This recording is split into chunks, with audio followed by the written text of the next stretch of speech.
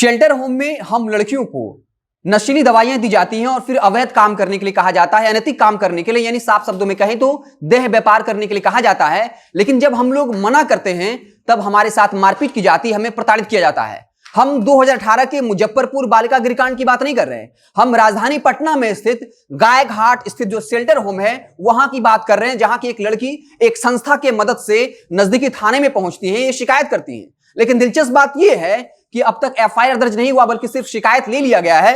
हालांकि जो समाज कल्याण विभाग के निदेशक हैं के राजकुमार, उन्होंने कहा है कि हम इस मामले की जांच कराएंगे, लेकिन किस स्तर की जांच कराई जाएगी, क्योंकि ये गंभीर आरोप है। उस लड़की ने बकायदा जो शेल्टर होम है उसके अधीक्षक वंदना गुप्ता पर यह गंभीर आरोप लगाए हैं। आपको पता होना चाहिए कि गायघाट स्थित जो शेल्टर होम है वहां 255 महिलाएं या लड़कियां रहती हैं, और जब इस तरह के गंभीर आरोप लगाए गए हैं तब इसको लेकर जो है जांच स्पष्ट रूप से होनी चाहिए। आपको याद होगा 2018 का मुजफ्फरपुर बालिका गृहकांड, जहां ब्रजेश ठाकुर का नाम सामने आया था, और बकायदा ब्रजेश ठाकुर जो नीतीश कुमार के उस वक्त समाज कल्याण मंत्री मंजू वर्मा के काफी नजदीकी थे, और उसके अलावा जो है 19 लोगों को उस पूरे कांड में आजीवन कारावास की सजा हुई थी, 19 लोगों को सजा हुई थी। लेकिन जब यही लड़की शिकायत करने जाती है उस वक्त ब्रजेश ठाकुर का नाम एफआईआर में नहीं होता है। लेकिन जब जांच आगे बढ़ती है, Tata institute of social science इसको लेकर एक रिपोर्ट पेश करती है, जब ब्रजेश ठाकुर की संलिप्तता सामने में आती है, तब जब सीबीआई को जांच सौंपा जाता है, फिर सब कुछ सामने आता है। फिर पता चलता है कि उस शेल्टर होम में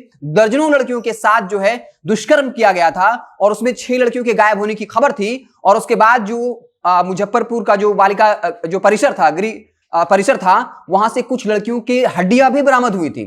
अब सवाल ये उठ रहा है कि जब फिर से एक बार गायघाट स्थित शेल्टर होम की एक लड़की आकर एक संस्था की मदद से ये आरोप लगाती हैं कि शेल्टर जो होम है इसकी अधीक्षक जो है उन्हें देह व्यापार के लिए या फिर गलत काम करने के लिए मजबूर करती हैं, उन्हें नशीली दवाइयां दी जाती हैं, तो फिर एफआईआर दर्ज क्यों नहीं की गई? सबसे पहले एफआईआर दर्ज होना चाहिए था। यहां तक बता दें कि जब एक सामान्य सा भूमि विवाद होता है तब सुप्रीम कोर्ट का सख्त आदेश है कि आप मामले की बात जांच में करिए, को सही या गलत है, कम से कम एफआईआर दर्ज करिए। लेकिन इस मसले को लेकर, जहां से नीतीश ये कहते हैं कि वो महिलाओं को लेकर काफी अच्छा काम किया है, महिलाओं को लेकर काफी समर्पित रहते हैं, लेकिन जब एक शेल्टर होम की रहने वाली लड़की आरोप लगाती है कि उन्हें नशीली दवाई दी जाती है, गलत काम करने के लिए कहा जाता है, उसके बाद भी जब वो शिकायत को लेकर पहुंचती है तो एफआईआर दर्ज नहीं होता है। हालांकि वक्त के साथ ये मामला बढ़ेगा, और साफ तौर पर 2018 में जो मुजफ्फरपुर बालिका गृहकांड हुआ था उसके बाद भी कई लोगों को बचाने की कोशिश की गई थी, ब्रजेश ठाकुर का नाम तक नहीं था।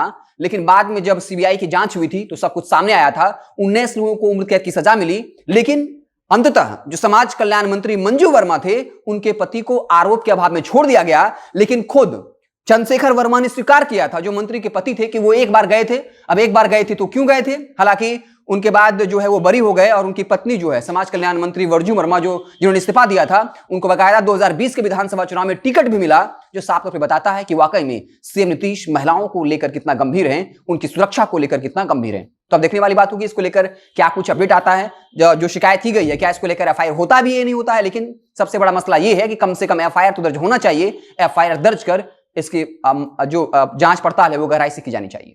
अब इसको लेकर जो कुछ भी अपडेट आएगा तो हम उससे आपको इत्तला करेंगे। आप देखते रहें जनता जंक्शन। बहुत बहुत धन्यवाद।